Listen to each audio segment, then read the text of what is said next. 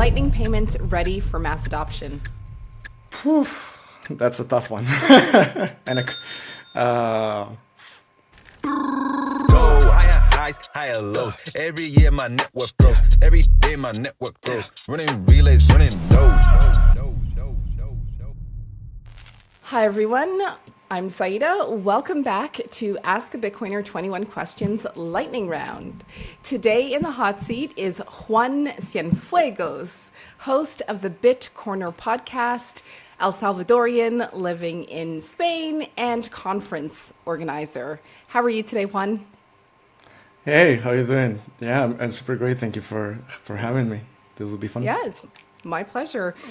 We were chit-chatting beforehand. I was recently a guest on your podcast where you challenged me to a game. I love games. I'm super competitive, but I wasn't ready for this one. It was a basic typing game where you see the letters coming up on screen and you have to see how quickly you can type the alphabet. I bombed. Yeah, no, you were okay. Totally bombed. Well, I don't know. Yeah, But totally yeah, bombed. It was like 10 seconds or something to type the alphabet. Like, instead of just typing the alphabet, I waited until I saw the letter and I was like, hey. But yeah, so it's nice to have you on to play or to be challenged on my platform. And so this is your revenge? not revenge. Maybe unconsciously it could be, but no. But it's meant to be fun. And also to the viewers, you know that when this episode airs, you're going to see an Ecash token pop up somewhere on screen. And if you are the first to scan it, the 2,100 sats will be yours. And I think that's the most interesting part of doing these challenges. It's fun between us. Especially as I'm getting to know more and more people in the Bitcoin space. But it's also a great way for especially new people to start transacting with Bitcoin and to learn about the different things that you can do with it. Absolutely, let's do it. That will be fun. My goody speech. Are you ready? No, but let's do it. No, but let's do it. Okay, so I've printed out I'm the very questions. competitive. I've got them here folded. I think we're going to crush this, but So here's the timer. It says 10 minutes. I don't know if you can see it. I've got that blur effect on my phone, but it says 10 minutes. I'll read the first question, then I'll start the timer. And as soon as the timer is up, we stop with the questions and answers. Okay, let's do it. Cool. Okay, Let's go. Okay, he's cool. Let's go. Let's do it. Okay, first I'm ready. question. What's the vibe of the Spanish Bitcoin community? So like cypherpunks, traders, or builders? Here in Barcelona, they're actually a great community. They're really cypherpunks in terms that they develop a lot of things. You cannot believe how many maximalist Bitcoiners are working hard in the shadow, let's say, in Barcelona. And it's really interesting the contrast that what's happening in terms of regulation in Spain. It's a really interesting contrast between what's going on with Bitcoin, but also in regulations. But let's leave it like that. Do Salvadorians really use Bitcoin, or is it still mostly USD? Mostly they use USD. Of course, that's why my podcast exists. That's also why grassroots efforts like Mi Primer Bitcoin and also Node Nation. Well, I can tell everyone like Toragos Dabs, we're working and pushing forward to actually people learn about Bitcoin, but more than that about what is money. So let's say more USD, but we're moving forward to people use every single day more about Bitcoin. What's the craziest thing that happened to you at a Bitcoin conference? To meet you all guys, I was like, yeah, that's super interesting that we have been friends for a long time online, but the first time that actually meeting you and hanging out, it's quite interesting because we hang out a lot, we have learned a lot, we had fun, but what happened in Barcelona, it stays in Barcelona. Do you think Spain, sorry. Do you think Spain could ever adopt Bitcoin as legal tender? No. I think, well, probably, but they need to be really in a really bad place because right now they're moving forward and pushing a lot in terms of the digital euro. So there's a lot of regulation pushing towards that. So I don't know. They're very spoiled in terms of the EU central bank, and people don't have, let's say, the necessity to move to Bitcoin just like we did in El Salvador, because in El Salvador we use it as a peer-to-peer electronic cash system because people were unbanked. So if you don't actually have a necessity, they will see it like an investment, right? So yeah, I don't know, probably, but barely. What's been your most surprising podcast guest so far? Oh shit, that question is really interesting. I mean, for me, everyone that has been in the podcast have a purpose, and I have been searching on you guys, even you that you have been in the podcast as well. So every single one of you have a purpose to be in the podcast and to provide us a value. But when I start orange pilling people, I always because one of my main goals is to people know actually what it's money. For me, if you understand what it's actually money, then you can go deeper. So, and I think that I'm super glad that I had the opportunity to interview people like Lawrence Lepard, that he had made this amazing book that is The Big Print, but also Natalie Smolensky. She's awesome explaining the history of the U.S. in terms of well, let's say in the history, like the World War II, and how the society of the U.S. have evolved.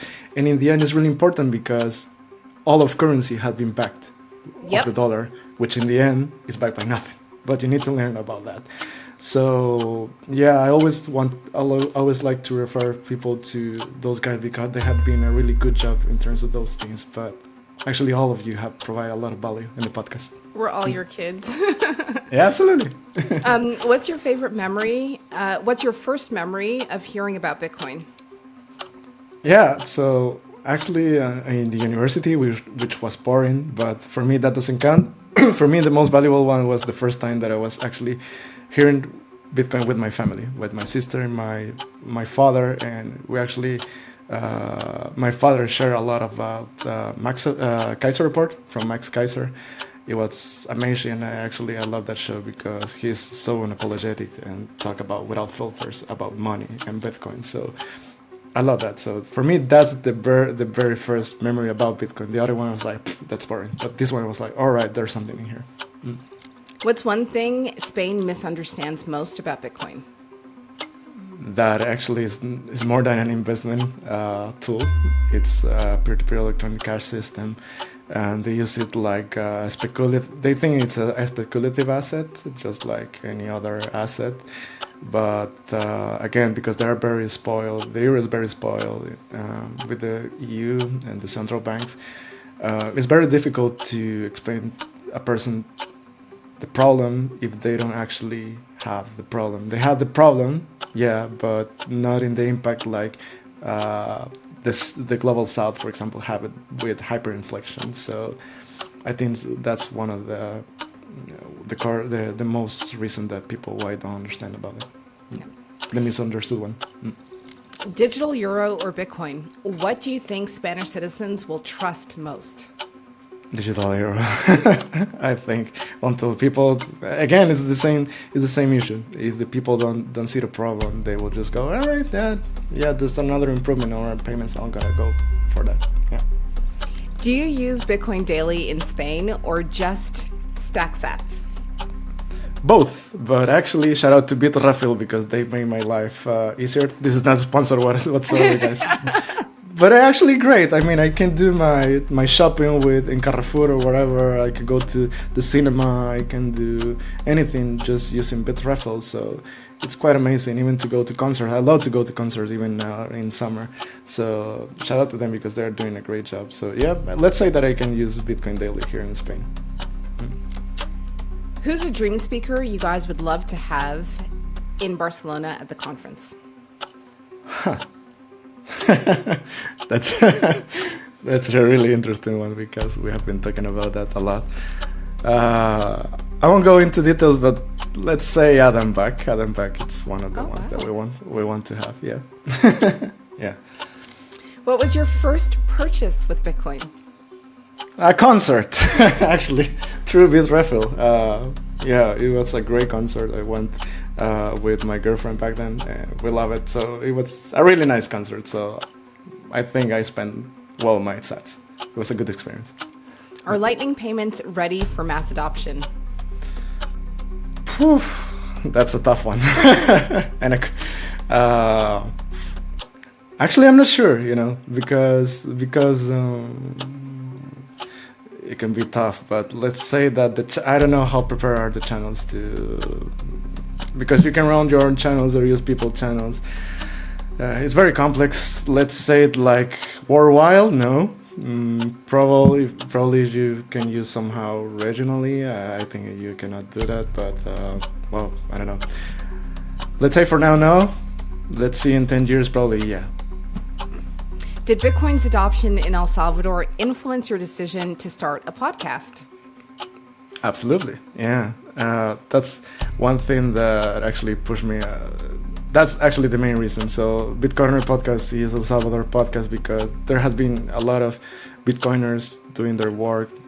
A lot of them are, well, some few of them are living in El Salvador, are podcasters, but they are not Salvadorans. So my main goal is to provide a Salvadorian perspective with our own history or struggles or vision, and to provide, combine also our, let's say, our background or history in terms that only a Salvadorian can understand. So I tried to push forward our needs into Bitcoiners. So yeah, nobody was doing it back then, and a lot of friends and family members doing it were telling me, "You talk a lot about Bitcoin. Do it yourself." I was like, "All right, I'm gonna do it." What's the biggest difference between Bitcoin culture in El Salvador and Spain? If we talk core level, mostly the same, because as I said, here in Spain there's a lot of maximalist Bitcoiners that are pushing forward to that. In politics it's way different, but in El Salvador we're just moving forward to make it usable for every single user. So in the end, if you're talking about real Bitcoiners, it's the same. It's actually the same. What's the hardest Bitcoin myth you've had to debunk? That is just an investment tool for me. It's more than that. Again, it's if you ask a Salvadorian Bitcoiner, it's a way to provide people the bank services without a bank. So just like Satoshi wrote in the white paper, right? Like a real peer-to-peer electronic cash system that actually have the futures of the perfect money. So yeah, I push toward to that vision. Oh. But your face is too precious, though. I love the little pout. All right, I don't know how many I did, but it's okay. Actually, so hold on. You've got 1, 2, 7 probably. 4, 5, 6. You've got 6 left to go. Okay. Oh, you did pretty well. Okay, thank you. You did really well. Thumbs up. Yeah, Flo Montoya. Yeah. Do you know Flo? Of course, that's why I'm saying Flo Montoya. Oh, okay, I didn't know if you guys have met in person. Well, I'm watching you. how can I do some kind of like have two of you guys on at the same time, plan a quiz, so you can go head to head, toe to toe with Flo Montoya? But she's winning. She's just smashing it. I mean, she's great. She's awesome. She's a really great artist. Shout out to her. Totally. Well, Juan, thank you so much for playing. 21 questions, 10 minutes, lightning episodes. Can you remind people where they can find you and the Bit Corner podcast? Yeah, absolutely. So in Twitter you can find me as, or even on TikTok and on Instagram as at the Juan SC. But Bitcoiner podcast, you can find it also on every single platform, video platform, Spotify, Apple Podcast, Fontine. Again, we're moving the podcast, we're improving it and putting on Nostr. All season 4, we're pushing towards to be on Nostr. But yeah, it will be in every single podcast platform. But yeah, please, if you are a Bitcoiner, use a lot of Fontaine. You can earn some sats there just by listening value to value, and use Nostr. So yeah, there's where you can find me. And thank you very much, and have a good rest of your evening. Yeah, you too as well. Thank you for having me. That was really fun. Yeah. I'm very competitive. Yeah. Thank you very much. Keys.